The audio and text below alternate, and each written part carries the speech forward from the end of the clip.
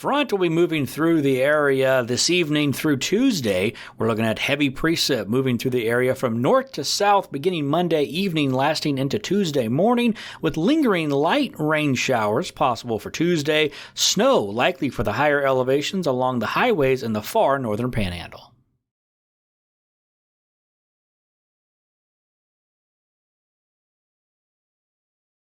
The incoming front will also deliver strong winds to the panhandle. Now, the strongest winds will be associated with the front, with strong winds of at least gale force in the Gulf of Alaska. And then as the front moves through the panhandle, we're expecting 25 to 35 knots for the inner channels, with winds decreasing quickly on Tuesday.